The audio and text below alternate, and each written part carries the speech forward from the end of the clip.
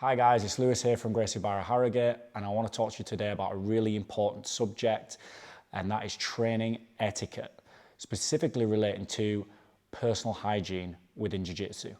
All right, there's lots of things that I could talk to you about that you should and shouldn't do on the mats, but for me, I believe this is one of the most important. By now you'll know that Jiu-Jitsu is a contact sport, so every class you're going to be getting up close and personal with your training partners, and by following these 5 simple rules, you are going to make sure that everyone benefits from a cleaner, safer, and more enjoyable training environment. So number 1, guys, it's going to be good personal hygiene. Cannot stress this enough, all right? If you've been at work all day, you've been perspiring, maybe you work outside, okay? We have showers on site so that you can have a shower before class and after if necessary. Nobody wants to roll with somebody that smells like they've been working out all day. Okay.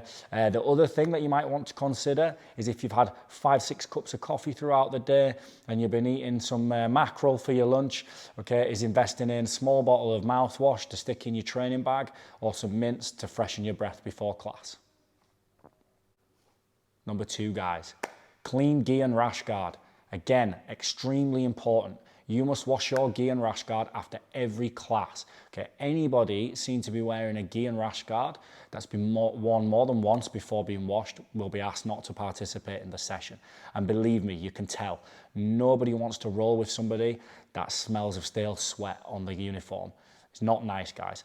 Okay. The other thing that you might want to invest in is a good antibacterial wash additive. Dettol do a really good one.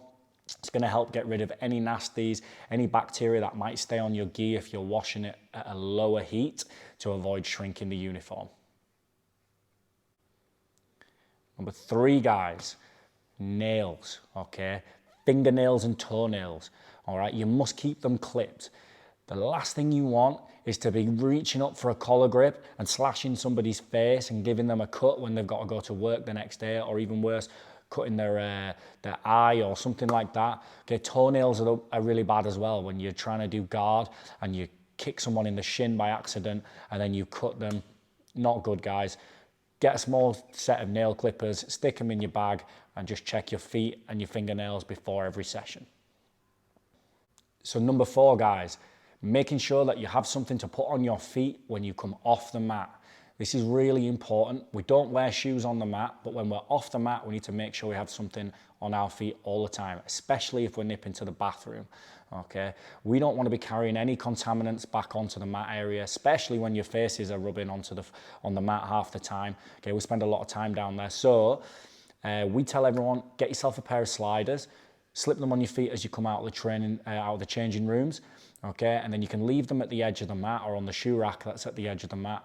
And you can pop them on and off, dead easy, if you need to be on and off the mat during the class. Number 5, guys, jewelry, okay? We should not be wearing any jewelry on the mat. That includes nose rings, earrings, necklaces, bracelets, watches, Apple Watch because you're trying to track your calories, okay? The only thing that we allow people to wear on the mat is a heart rate monitor or an armband that goes under the gi if they've got one.